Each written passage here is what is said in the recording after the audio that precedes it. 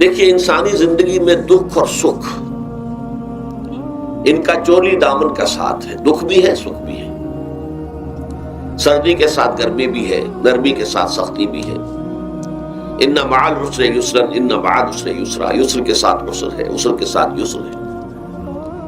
لیکن انسان نفسیاتی طور پر متاثر جو ہوتا ہے زیادہ، وہ تکلیف سے ہوتا ہے، دکھ سے ہوتا ہے۔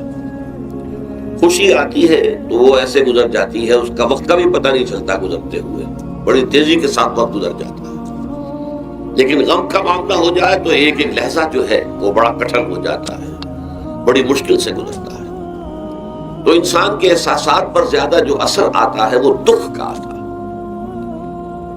بعض فلسفے دنیا میں ایسے ہیں کہ جنہوں نے اس دکھ، خاص طور پر جو حساس انسان اس کو محسوس کرتا ہے، اس کے اعتبار سے یہ کہا ہے کہ دنیاوی زندگی نرا دکھ ہی دکھ ہے۔ آپ کو معلوم ہے کہ تعداد انسانوں کی بہت بڑی تعداد ہے جو بدھ مت کی پیروکار ہے، اور بدھ مت کا کلمہ طیبہ یہ ہے، یعنی یہ ان کا اصل الاصول ہے، جیسے ہمارے دین کا اصل الاصول ہے لا الہ الا اللہ محمد رسول اللہ، کلمہ طیبہ۔ ان کا جو کلمہ طیبہ وہ یہ سروم دکھم، سب دکھ ہی دکھ ہے، سب مصیبت ہی مصیبت ہے۔ انسانی زندگی جو ہے وہ تو صرف دکھوں سے اور تکلیفوں سے عبارت ہے۔ اسی کو غالب نے بھی کہا ہے، آپ نے یہ شعر غالب کا میں نے بہت سے دروس میں سنا ہوگا کہ قید حیات و بند غم اصل میں دونوں ایک ہیں۔ یہ قید حیات ہے، ابھی آپ حدیث سن رہے تھے، الدنیا سجن المومن، مومن کے لیے یہ دنیا کی زندگی جو ہے جیل خانہ ہے، یہ قید ہے، قید حیات۔ جیسے جیل میں آدمی اپنی مرضی سے نہیں جاتا، بھیجا جاتا ہے، اپنی مرضی سے نہیں نکلتا بلکہ نکالا جاتا ہے۔ اسی طرح لائی حیات آئے قضا لے چلی چلے، اپنی خوشی سے آئے نہ اپنی خوشی چلے۔ تو دنیا کی زندگی جو ہے وہ واقعتاً ایک اعتبار سے قید خانہ ہے۔ قید حیات و بند غم اصل میں دونوں ایک ہیں۔ جب تک یہ زندگی رہے گی غم بھی لگا رہے گا، تکلیفیں لگی رہیں گی، مصائب آتے رہیں گے، انسان کو دکھوں کا سامنا رہے گا، واسطہ رہے گا۔ موت سے پہلے آدمی غم سے نجات پائے کیوں؟ ظاہر بات ہے جب تک زندگی ہے تو غم ہے، تو موت سے پہلے نجات نہیں مل سکتی۔ اگرچہ اس کے بعد کا اگلا مرحلہ جو ہے، جو حقیقت کو جاننے والے ہیں وہ تو جانتے ہیں کہ اس کے بعد تو غم کا اور بڑا کڑا مرحلہ آنے والا ہے۔ اب تو گھبرا کے یہ کہتے ہیں کہ مر جائیں گے، مر کے بھی چین نہ پایا تو کدھر جائیں گے؟ اگر اللہ ہمیں معاف فرمائے، اپنی رحمت اور مغفرت سے ہمیں ڈھانپ لے، جیسے کہ حضور نے فرمایا الا یتغمدنی ربی برحمتہ، حضور نے فرمایا کہ کوئی انسان بھی محض اپنے اعمال کی بنیاد پر جنت میں نہیں داخل ہو سکے گا جب تک کہ رحمت خداوندی دستگیری نہ کرے۔ کسی صحابی نے بڑی ہمت کی، بڑے جرأت کا معاملہ کیا، پوچھ لیا کیا حضور آپ بھی؟ ظاہر بات ہے آپ بھی انسان ہیں، آپ بھی بشر ہیں،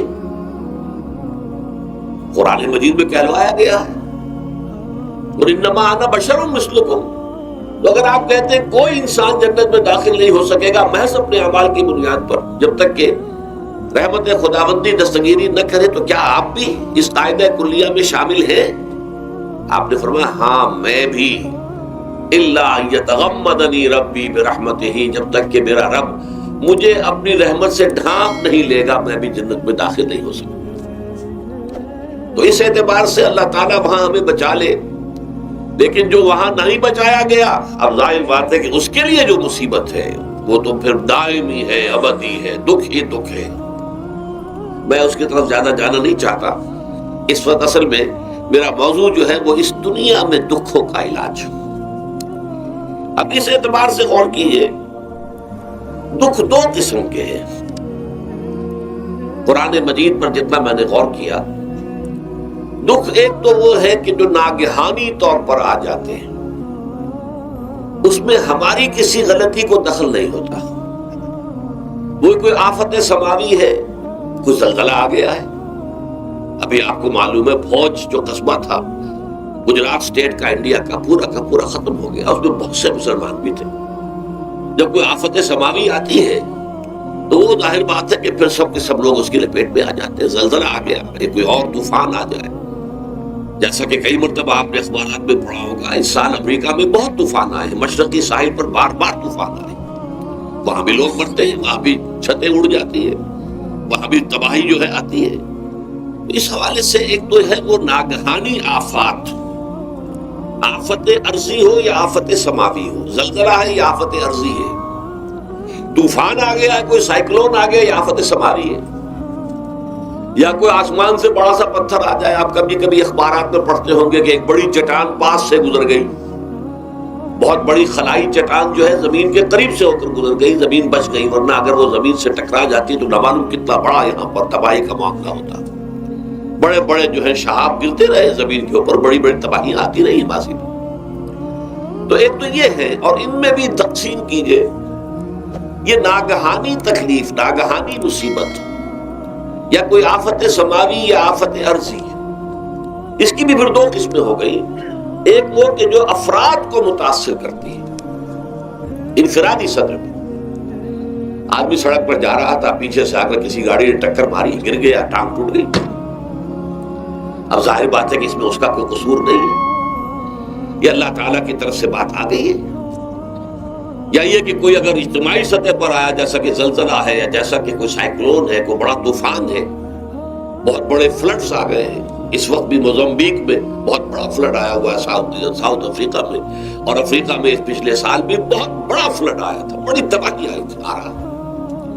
تو یہ آفت سماوی، یہ ظاہر بات ہے کہ اجتماعی سطح پر آتی ہے، بڑی بڑی مقدار میں، تعداد میں لوگ متاثر ہوتے ہیں، لاکھوں لوگ بے گھر ہو جاتے ہیں، ہزاروں آدمی مارے جاتے ہیں۔ تو پہلی شکل جو ہے دکھ کی، جیسا کہ میں نے عرض کیا، وہ ناگہانی دکھ، کوئی آفت ارضی، کوئی آفت سماوی، خواہ وہ انفرادی ہو خواہ اجتماعی۔ اس کے ضمن میں کیا علاج ہے؟ ظاہر بات ہے کہ اس کا علاج یہ تو نہیں ہو سکتا کہ آپ اس کو ختم کر سکیں۔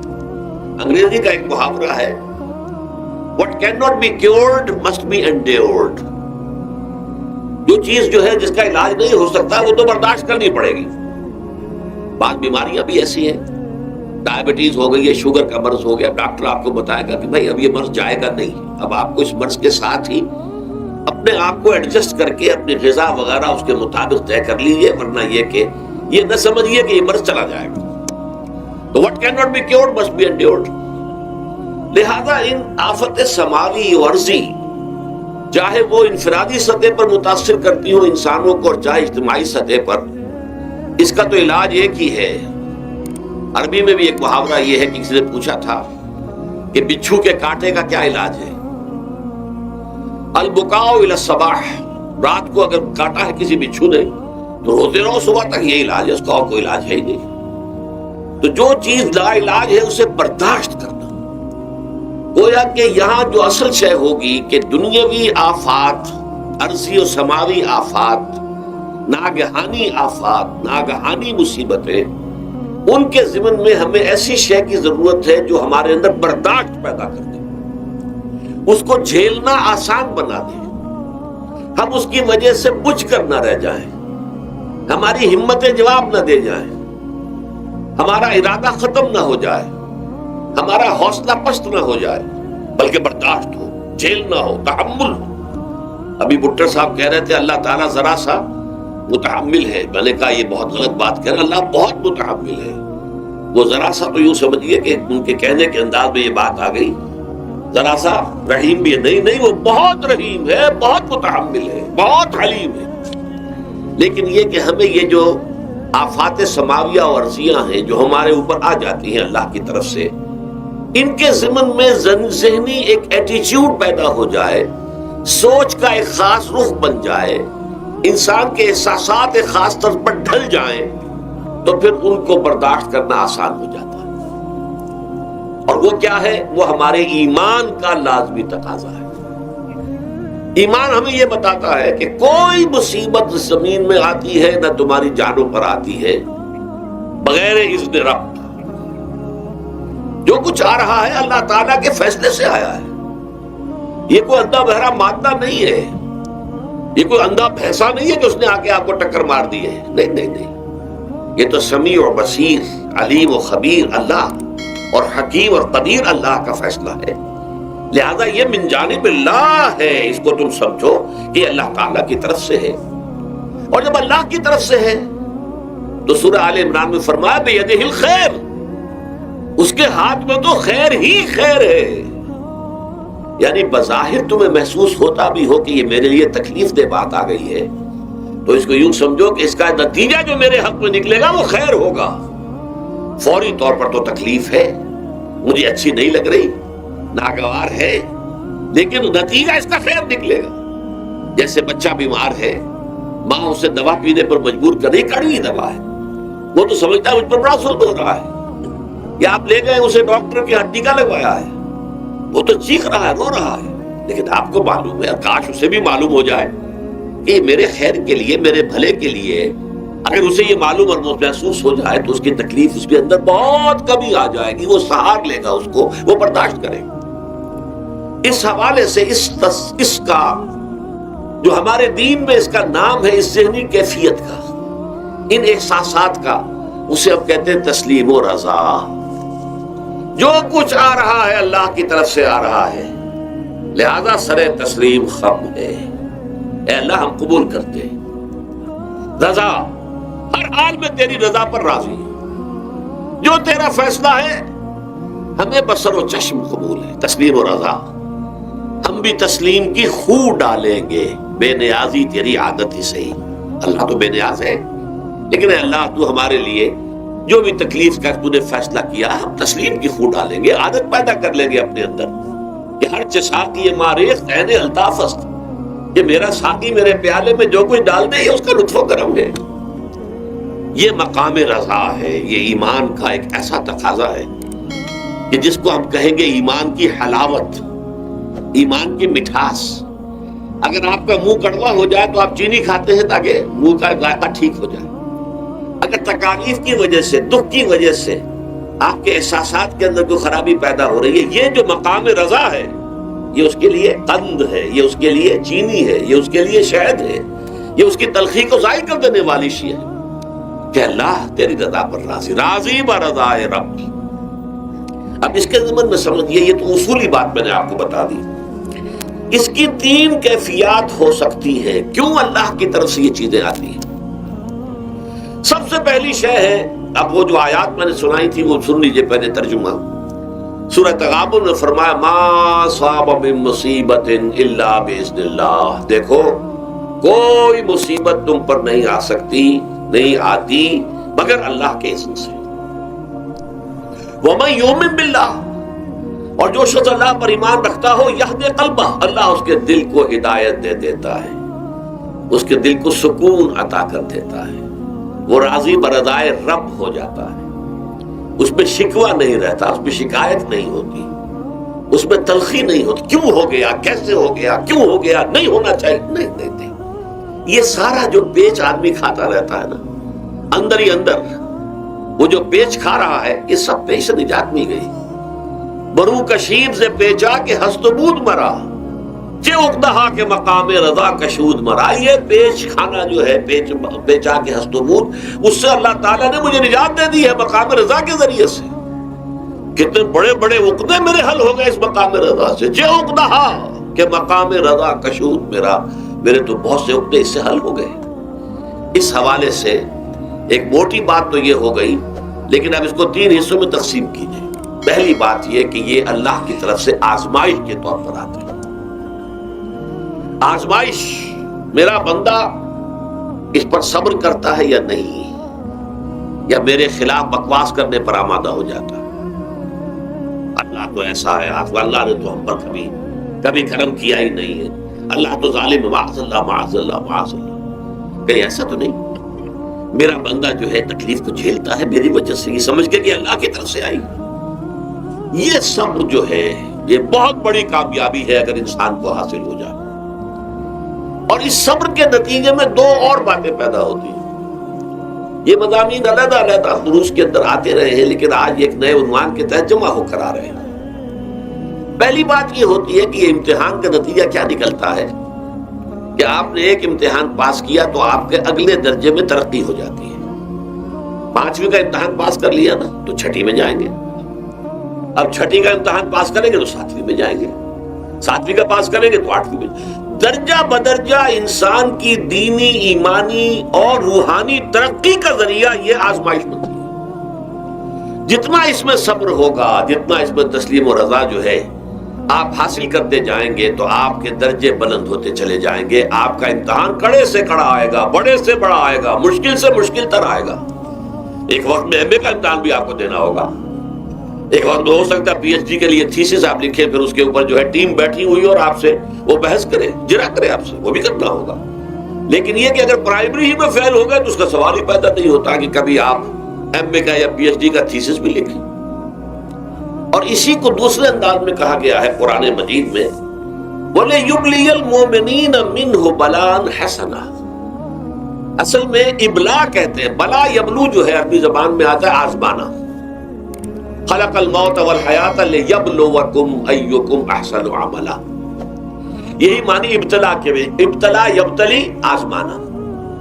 ابلا یبلی جو آتا ہے باب افعال سے، اس میں آتا ہے کسی کو کسی تکلیف میں ڈال کر اس کو نکھارنا، کہ اس کا جوہر نکھر جائے، اس کے اندر جو خیر ہے وہ اور چمک جائے، لوگوں کو بھی معلوم ہو جائے کہ یہ شخص اس مقام کا اہل ہے، اس کے اندر یہ صلاحیت ہے، اس میں یہ قوت موجود ہے. تو یہ گویا کہ اہل ایمان کی صلاحیتوں کو نکھارنے کے لیے اور ان کے درجات کی ترقی کے لیے بھی اللہ تعالیٰ دنیا کے اندر یہ مصیبتیں اور امتحانات جو ہیں آزمائش کے حوالے سے افراد پر بھی اجتماعی طور پر بھی لاتا ہے. اور ایک اس کا اور بھی ہے، اہل ایمان پر اس طرح کے ابتلاء و آزمائش کی ایک نوعیت اور بھی ہے، اور وہ یہ ہے کہ جو بھی آپ سے غیر ارادی طور پر یا یہ کہ آپ نے کوئی گناہ ارادی طور پر بھی کر لیا، اللہ تعالیٰ اس کی سزا اسی دنیا میں دے کر آخرت کی سزا سے محفوظ کر دیتا. گویا کہ اس سے بڑا خیر کیا ہوگا؟ یہاں کی سزا کیا ہے؟ جھیل لی آپ نے، بخار آ گیا، ٹانگ ٹوٹ گئی، چلیے 3 مہینے آپ بستر پر پڑے رہے نا، اور کیا ہوا؟ کچھ نہیں. لیکن یہ کہ آخرت کی سزا ملتی ہے بہت عظیم ہوتی ہے. لہذا کفارہ بناتا ہے اللہ تعالیٰ گناہ، جو بھی گناہ ہو گئے ہیں، غلطیاں ہو گئی ہیں، ان کا کفارہ اللہ تعالیٰ بندہ مومن کے لیے. حضور کی ایک حدیث ہے، اس کا متن مجھے اس وقت یاد نہیں ہے، کہ مومن کا معاملہ عجیب ہے. اسے کوئی تکلیف پہنچتی ہے، صبر کرتا ہے، وہ اس کے گناہوں کا کفارہ بن جاتا ہے. اور اگر کوئی خوبی ملتی ہے اس پر اللہ تعالیٰ کا شکر ادا کرتا ہے، اس کے درجات بلند ہو جاتے ہیں. تو یہ معاملہ جو ہے اللہ تعالیٰ کی طرف سے بندہ مومن کے حق میں خیر، کہ در حقیقت اس کے ان گناہوں کی پاداش کہ جو اس نے یہاں کر لیے ہیں، یہی دنیا میں دے کر دھو دیا جائے، پاک کر دیا جائے. جیسے آپ کو معلوم ہے دھوبی جو ہے کپڑے کو بھٹی میں چڑھاتا ہے، گرم پانی میں ڈالتا ہے کہ ڈالتا، تاکہ اس کا میل نکلے. اس کے آگے پٹکتا بھی ہے ذرا اس کو، تاکہ وہ میل اچھی طرح چھٹ جائے اس سے. اسی طرح اگر دنیا میں ہمارے میل چھٹ جائیں، دنیا میں اگر ہمارے گناہ دھل جائیں، تو یہ بڑے نفع کا سودا ہے، بڑے نفع کا سودا ہے، بڑے نفع کا سودا ہے. اس اعتبار سے آپ غور کیجئے کہ اگر یہ حقائق ہمارے سامنے رہے تو کیا کوئی تکلیف دنیا کی ہمیں بھاری محسوس ہوگی؟ ہمیں تو بتایا یہ گیا ہے کہ عسیٰ ان تکرہوا شیئا وہو خیر لکم وعسیٰ ان تحبوا شیئا وہو شر لکم واللہ یعلم وانتم لا تعلمون. ہو سکتا ہے کہ تم کسی چیز کو ناپسند کرو، دراصل کہ اسی میں تمہارے لیے خیر ہے، تمہیں نہیں پتا. اور ہو سکتا ہے تم کسی چیز کو پسند کرو، دراصل کہ اس میں تمہارا شر ہے، لیکن تمہیں نہیں معلوم. اللہ یعلم وانتم لا تعلمون، اللہ جانتا ہے تم نہیں جانتے. اس حوالے سے سپردم بدو مایا خیش را تدانی حساب کم و پیش را. اے اللہ، اس کو کہتے ہیں تفویض. یہ سورہ تغابن کے درس میں یہ تمام مضامین تفصیل سے آتے ہیں کہ ایمان کے جو باطنی ثمرات ہیں اس میں سب سے پہلے مقام رضا ہے، پھر تفویض ہے، توکل ہے. آپ محنت کر رہے ہیں، محنت کر رہے ہیں، محنت کر رہے ہیں، نتیجہ نہیں نکلا. ایک نتیجہ یہ نکلے، ایک بچے نے بہت محنت کی، دن رات کام کیا، فیل ہو گیا امتحان. اب صدمے سے کمر ٹوٹ سکتی ہے اس کی، لیکن نہیں، ہو سکتا ہے کہ اللہ تعالیٰ نے اسی میں میرے لیے خیر رکھی.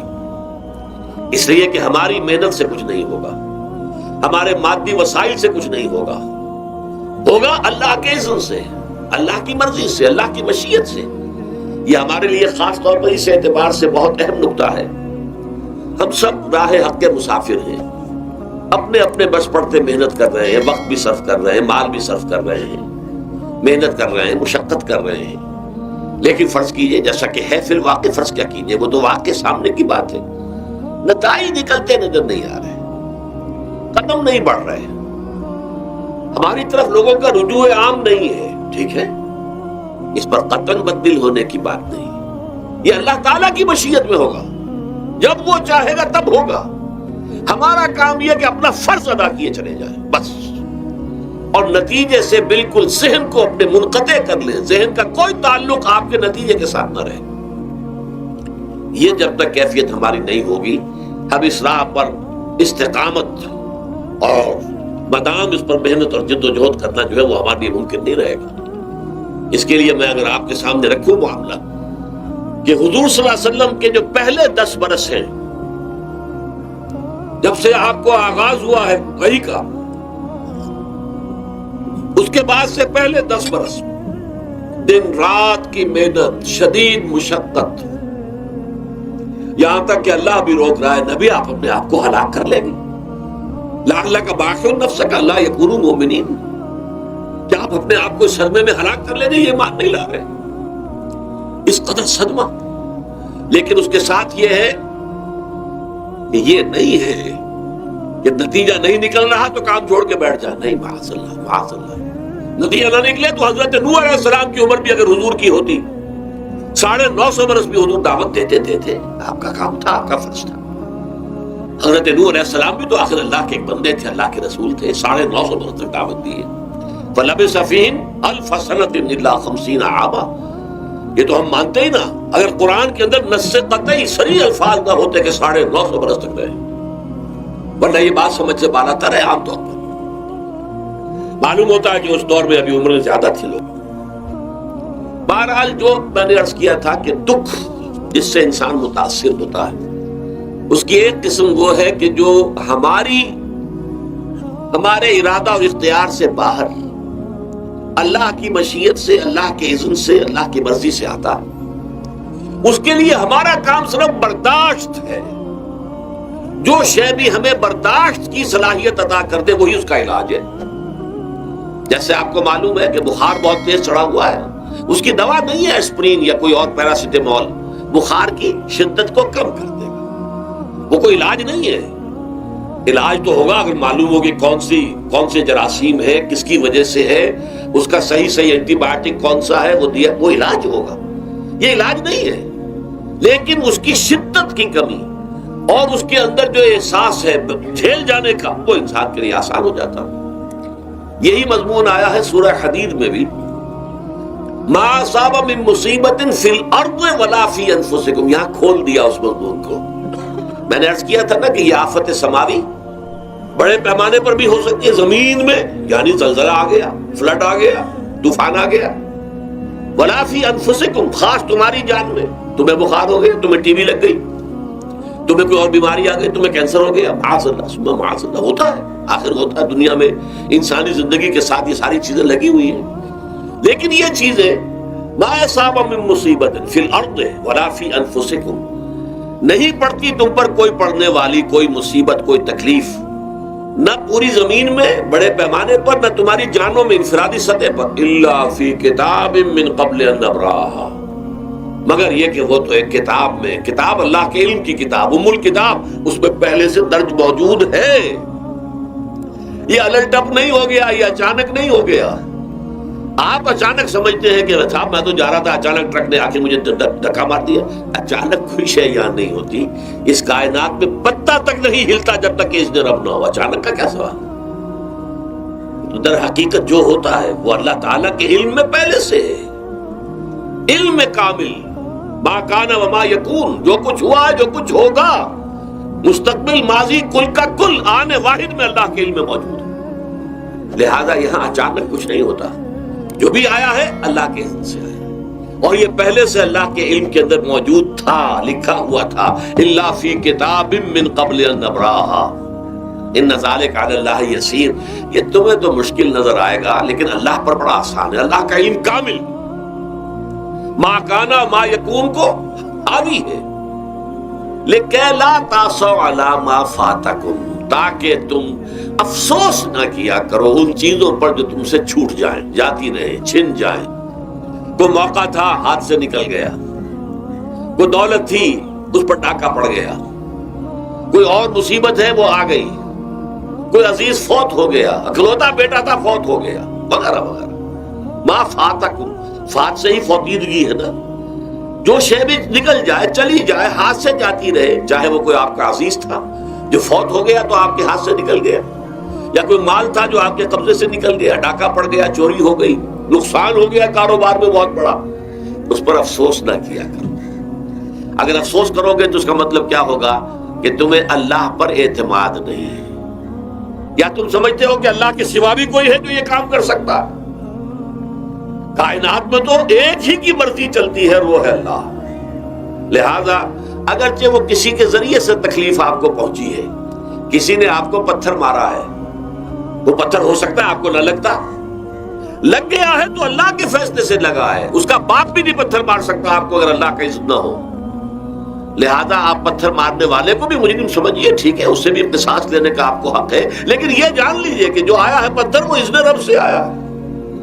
اب ظاہر بات ہے کہ اگر یہ کیفیت ہوگی تو غصہ اتنا نہیں ہوگا اس شخص پر کہ جس نے یہ کام کیا ہے، بلکہ ہو سکتا ہے آدمی مسکرا کے رہ جائے، جیسے کہ وہ میں واقعہ سناتا رہا ہوں اپنے دروس میں کہ ایک درویش منش آدمی جا رہا تھا، جو رب کرے سو ہو، جو رب کرے سو ہو، جو رب کرے سو ہو۔ کسی شخص نے پتھر اٹھا کر دے مارا، اس کے سر پہ لگ گیا کہ اس نے پیچھے پلٹ کر دیکھا کس نے مارا ہے۔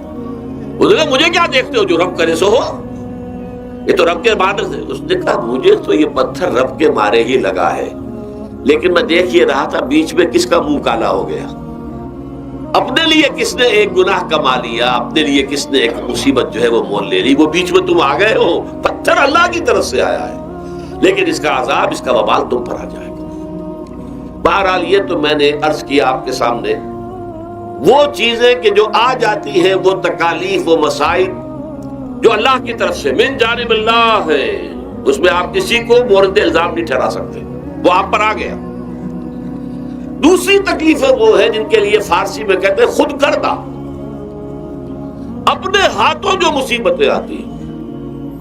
اس کے لیے میں نے آپ کو سورہ شورى کی آیت سنائی ہے، ما اصابکم من مصیبت فبما کسبت ایدیکم ویعفو عن کثیر۔ جو مصیبت بھی تم پر آتی ہے انسانوں، وہ تمہارے اپنے ہاتھوں کے کرتوتوں کی وجہ سے آتی ہے، اور ابھی تو اللہ بہت سی چیزوں کو تو معاف بھی کرتا رہتا ہے، ہر تمہاری غلطی پر پکڑتا نہیں ہے، ہر خطا کے اوپر تمہیں سزا نہیں دیتا ہے، کوئی سزائیں معاف بھی کرتا رہتا ہے، عفو و درگزر سے بھی کام لیتا ہے، بہت متحمل اور حلیم بھی ہے، بہت رحیم اور غفور بھی ہے اور کریم بھی ہے۔ لیکن یہ کہ یہ جان لو کہ ایک مصیبتیں وہ ہیں جو تمہاری اپنی پیدا کرتے ہیں، بما کسبت ایدیکم، تمہارے اپنے ہاتھوں کی کمائی۔ یہ کون سی خود کردہ؟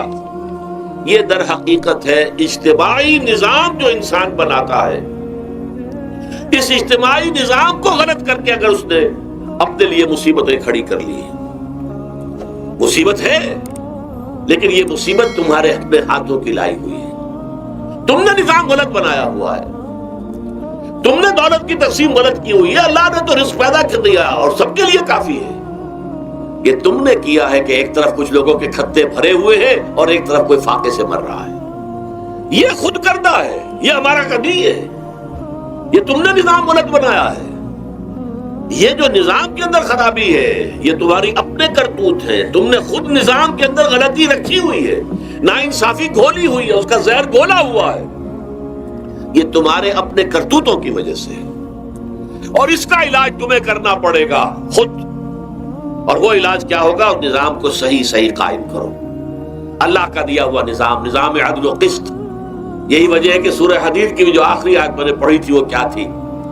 اللہ تعالیٰ فرماتا ہے کہ ہم نے تو اپنے رسولوں کو بھیجا اس لیے، کتابیں نازل اس لیے کی، لقد ارسلنا رسلنا بالبینات، ہم اپنے رسولوں کو بھیجتے رہے معجزوں کے ساتھ، واضح نشانیوں کے ساتھ۔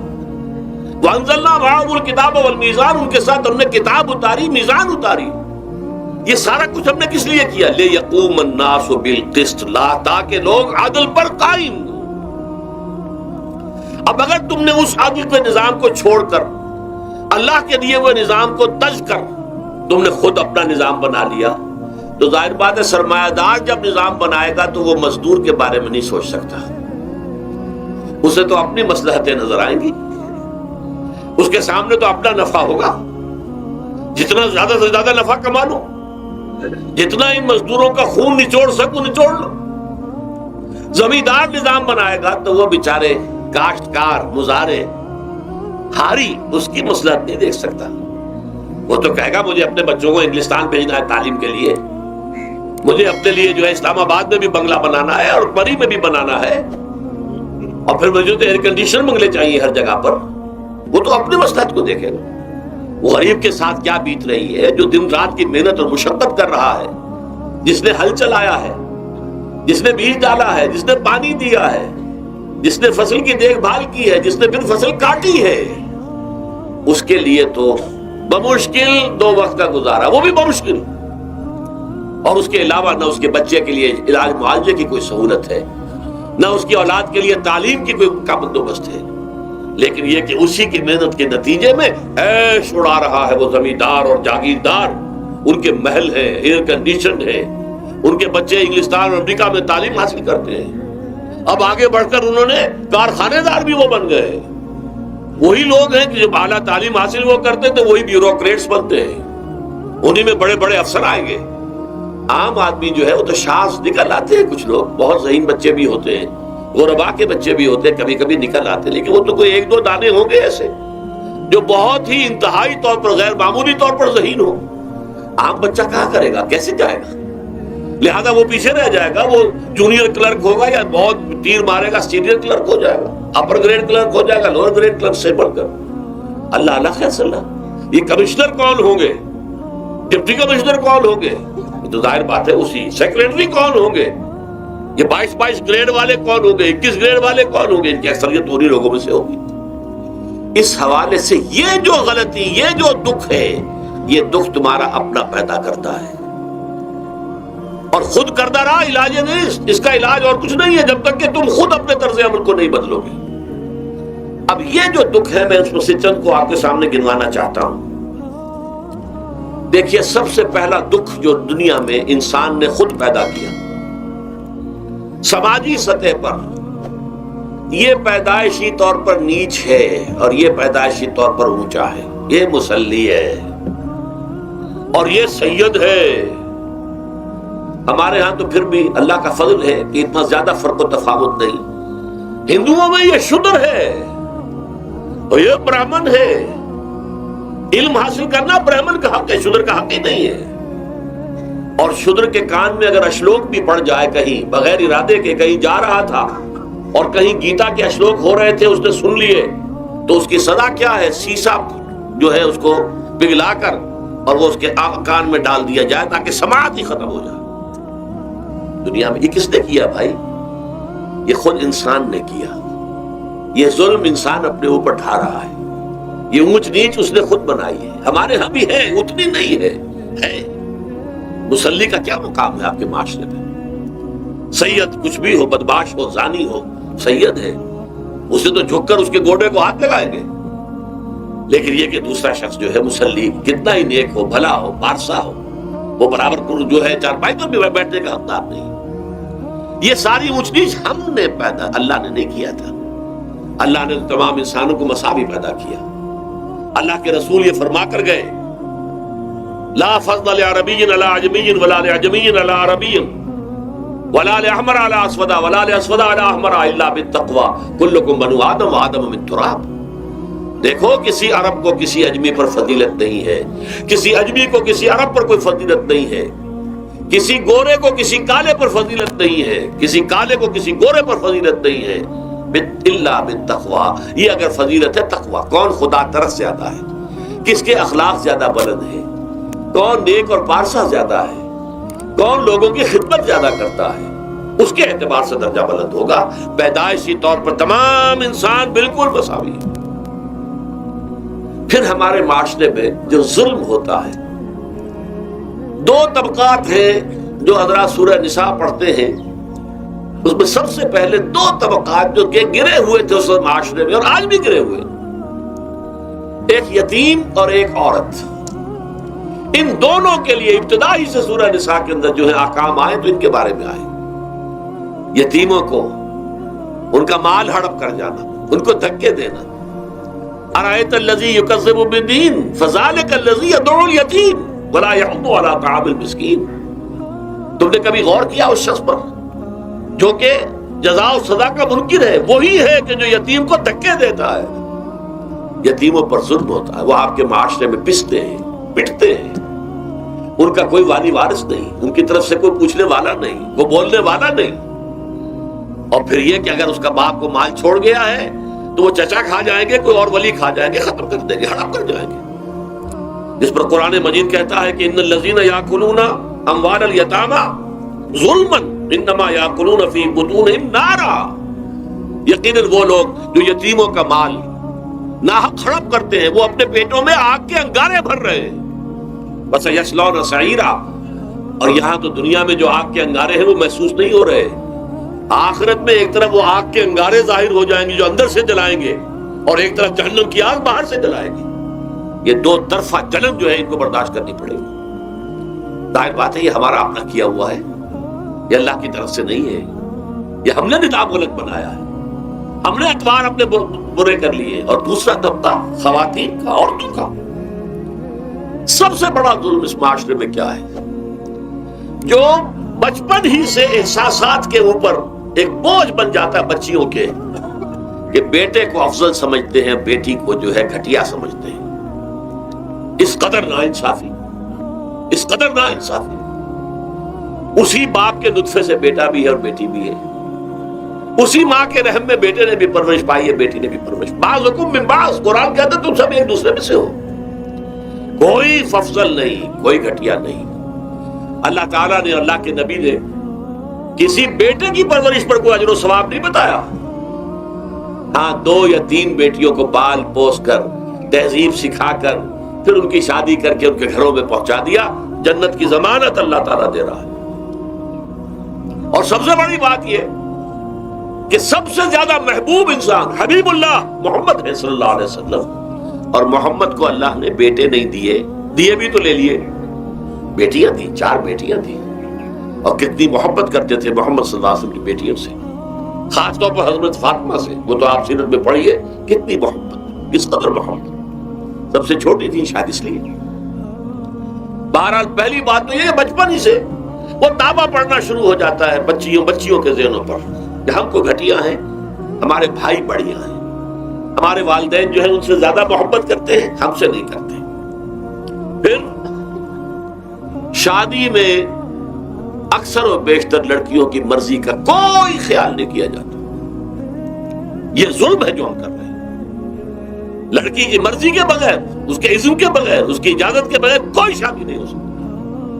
زبردستی وہ بھیڑ بکریاں نہیں ہے کہ جس کے ہاتھ چاہا آپ نے بیچ دیا، معاذ اللہ ثم معاذ اللہ ثم معاذ اللہ۔ یہ ضرور ہے کنواری بیٹی ہے تو اس سے صرف آپ نے پوچھا اور وہ خاموش رہی، بس یہ بھی کافی ہے۔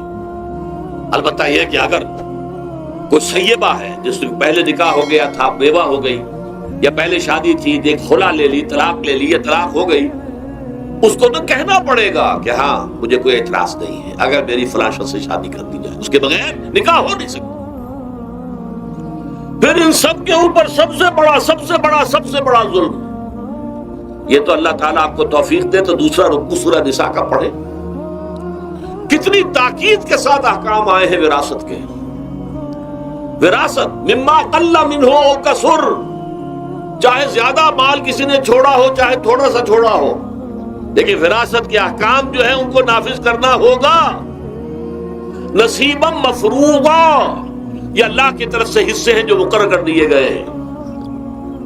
لیکن ہمارے معاشرے میں کون ہے جو بیٹیوں کو دینے کو تیار ہو اور بہنوں کو دینے کو تیار ہو؟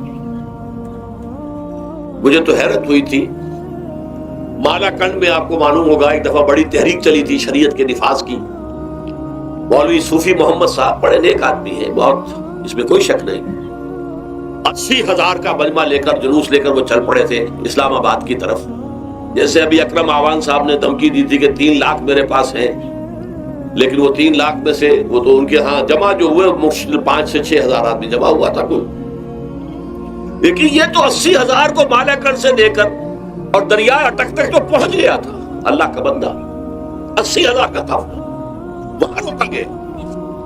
لیکن ان سے بھی جب میں نے جا کر بات کی کہ مولانا شریعت آپ نافذ کروانا چاہتے ہیں، لیکن کیا آپ بچیوں کو بھی وراثت کا حق دینے کو تیار ہیں؟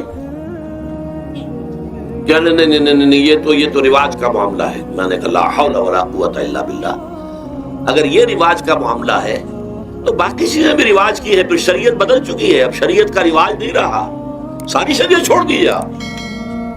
لیکن ان کی نیکی کی بات ہے یہ کہ پہلے توجہ کبھی ان کی ادب نہیں ہوئی، لیکن میری یہ بات جو ہے ان کو لگ گئی ان کے دل کو۔ اگلی مرتبہ جب ان سے ملنے گیا تو انہوں نے کہا کہ اب میں نے بیعت لینی شروع کی ہے لوگوں سے کہ وہ اپنی بیٹیوں کو بھی حق دیں گے، وراثت کے اندر تقسیم کر کے دیں گے حصہ۔ لیکن یہ کہ اس وقت تک انہوں نے کہا تھا ابھی کل 28 آدمیوں نے بیعت کی ہے، وہ 80,000 سے بیعت یہ لینی آسان کام نہیں ہے۔ 80,000 کو جوش دلا کر شریعت کے نام پر لا کر ٹکرا دینا یہ آسان کام ہے، لیکن 80,000 سے یہ بیعت لینا کہ پورے شریعت پر عمل کریں گے یہ بہت مشکل ہے۔ یہی تو وجہ ہے ہمارا قافلہ اگر سست گام ہے تو کیوں ہے؟ ہم یہ کہتے ہیں کہ پہلے میدان میں آنے سے پہلے اپنی ذات پر اپنے گھر میں دین نافذ کرو، پھر باہر نکلو، اپنی معاش اور اپنی معاشرت پر اسلامی شریعت نافذ کرو، پھر باہر آ کر اسلام کا نعرہ لگانے کا تمہیں حق پہنچتا ہے، ورنہ نہیں۔ اگر تمہاری اپنی ذات پر دین نافذ نہیں، چہرے پر 12 بجے ہوئے ہو، اللہ تعالیٰ کی نبی کی سنت کا کہیں آثار دور دور تک نظر نہ آ رہے ہو، روزانہ پھاوڑا چلا رہا ہو آدمی نبی کی سنت کے اوپر شیو کر رہا ہو، اور پھر وہ کہے میں اسلام چاہتا ہوں، بھائی اللہ کے بندے پہلے ذرا یہ کمی پوری کر لے۔ اور اگر تیرے کاروبار میں کوئی حرام شے ہے، تیری معاش میں کوئی حرام شے ہے، کوئی سودی معاملہ کیا، ختم کر اس کو اللہ کے بندے۔ بینک کی سروس کر رہا ہے، چھوڑ اس کو۔ اگر یہ کام کر لو، بے پردگی اختیار کی ہوئی ہے، اللہ نے تو پردہ سکھایا ہے، اللہ کے نبی نے پردہ سکھایا ہے، شریعت اسلامی نے پردہ رکھا ہے، مردوں اور عورتوں کا اختلاط پسند نہیں ہے، اس پر عمل کرو، پھر آنا میدان میں، پھر دوسروں کی غلطی جو ہے بتانا اس کو کہ یہ تم غلط کر رہے ہو، مشرف تم یہ کر رہے ہو، غلط کر رہے ہو، فلاں تم یہ کر رہے ہو، غلط کر رہے ہو، نواز شریف تم یہ کر رہے ہو، غلط کر رہے ہو۔ لیکن یہ ہے کہ اس سے پہلے اپنے اوپر، اس لیے میں نے آپ کو بتا دیا وہ واقعہ جو انہوں نے بتایا، بعد میں اور بھی آگے ہوں گے انشاءاللہ، مجھے امید ہے، لیکن جب میں ملا تھا تو انہوں نے کہا تھا ابھی صرف 28 آدمیوں نے بیعت کی۔ بہرحال عورتوں کا ایک حق ہے جو حضور نے بیان فرمایا اور قرآن مجید نے بیان کیا، عاشروہن بالمعروف، عورت کا اکرام ہو، بیٹی کی حیثیت سے بھی، بہن کی حیثیت سے بھی، بیوی کی حیثیت سے بھی، اور ماں کی حیثیت سے تو سمجھو کہ جنت جو ہے وہ ماں کے قدموں تلے ہے۔ الجنت تحت اقدام الامہات، فرمان ہے محمد رسول اللہ صلی اللہ علیہ وسلم کا۔ لہذا اکرام، عورت کا اکرام، عورت کی عزت، بیٹی کی حیثیت سے بھی، بہن کی حیثیت سے بھی، بیوی کی حیثیت سے بھی، اور ماں کی حیثیت سے بھی۔ عاشروہن بالمعروف، اپنی بیویوں کے ساتھ رہو بڑے طریقے پر، نیک طریقے پر، اچھے طریقے پر۔ حضور نے یہاں تک فرمایا خیارکم خیارکم لأہلیکم وانا خیرکم لأہلی۔ دیکھو مسلمانوں، اے میرے صحابیوں، تم میں سے بہتر لوگ وہ ہیں جو اپنے گھر والوں کے حق میں بہتر ہیں، نرمی کرتے ہیں۔ عورت کے بارے میں یہ بھی فرمایا، ایک مرتبہ سواری تیز دوڑا رہے تھے جو بھی اونٹ کو لے کے جانے والے تھے، جبکہ ہودج میں کچھ خواتین سوار تھیں۔ حضور نے فرمایا دیکھو نہ، یہ نگینے ہیں جو سوار ہیں، ان کو زیادہ دھکے نہ لگواؤ تیز تیز اونٹ چلا کر، ان کے ساتھ نرمی ہو، ان کے ساتھ نیکی کی جائے، ان کے احساسات کا خیال رکھا جائے، ان کے ساتھ زیادتی نہ ہو، مار پیٹ کا کیا سوال، معاذ اللہ ثم معاذ اللہ۔ ان کے ساتھ جو ہے عاشروہن بالمعروف، بھلے طریقے پر گزارا کرو۔ یہاں تک فرمایا ہو سکتا ہے کہ کسی وجہ سے تمہاری بیوی جو ہے تمہاری نگاہوں سے گر جائے، اب آپ کے دل میں اتنی محبت نہیں رہی، لیکن اللہ فرماتا ہے دیکھو ہو سکتا ہے کہ اس میں کوئی پہلو ایسا ہو، تلاش کرو، کوئی پہلو ایسا ہو بہتری کا کہ جس کی وجہ سے تلاش کر کے اس کو اپنی نگاہوں میں مرکوز کر لو، تاکہ اس کے تمہارے دل میں اس کے لیے محبت دوبارہ اثر نہ ہو۔ اس پہلو کی وجہ سے جو تمہاری نگاہ سے اوجھل تھا، وہ اچھائی اس میں ہے، سیرت کی اچھائی ہے۔ صورت بہت اچھی نہیں ہے، اللہ نے سیرت اچھی دے دی ہے، جو کچھ دیا، جو اچھائی ہے، جو بھلائی ہے، اس کو تلاش کرو اور نگاہ کو وہاں پر جماؤ تاکہ تم ان کے ساتھ اچھا سلوک کر سکو۔ اس سے آگے آئیے، معاشی میدان ہے سب سے زیادہ سخت اور سب سے زیادہ کٹھن اور سب سے زیادہ ظالمانہ نظام۔ اس میں سب سے بڑا ظلم جو ہمارے پاکستان میں ہے وہ یہ زمینداری، غیر حاضر زمینداری اور یہ جاگیرداری۔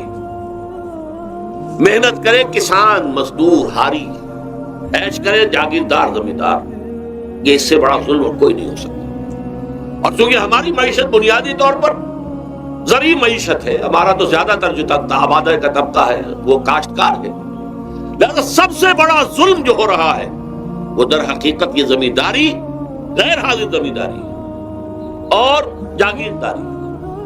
اب اس میں سمجھ لیجئے اس بات کو اچھی طرح، کتنا بڑا ظلم ہے۔ ایک شخص خود شہر میں رہ رہا ہے، لاہور میں، ساری سہولتیں اسے حاصل ہیں۔ کتنی سہولت ہوتی ہے، ٹوٹی کھولی اور پانی آ رہا۔ دیہات میں جا کے بیچارے کاشتکار کو معلوم ہو سکتا ہے کہیں سے دور سے پانی کھینچ کر لانا پڑتا ہو کسی کنویں سے۔ کہاں اسے یہ سہولت ہے کہ ٹوٹی کا کان مروڑا اور پانی حاضر؟ کہاں یہ سہولت ہے کہ بجلی کا بٹن اوپر سے نیچے کیا اور بکا روشن ہو گیا؟ یہ ساری سہولتیں بھی لے رہا ہے اور وہ تنخواہ بھی لے رہا ہے کوئی، یا کوئی کاروبار بھی کر رہا ہے، اور ایک زمین اس کے پاس ہے، فلاں ضلع میں میرا رقبہ ہے، اس رقبے پر جو کاشت کر رہا ہے آ کر اس کی کمائی میں سے، اس کی فصل میں سے آدھا بٹا کر لے جاتا ہے، جہاں پہنچتا ہے اسے۔ یہ مزارعت جو ہمارے ہاں جس کو جائز قرار دے دیا گیا، یہ دور ملوکیت میں جائز قرار دیا گیا۔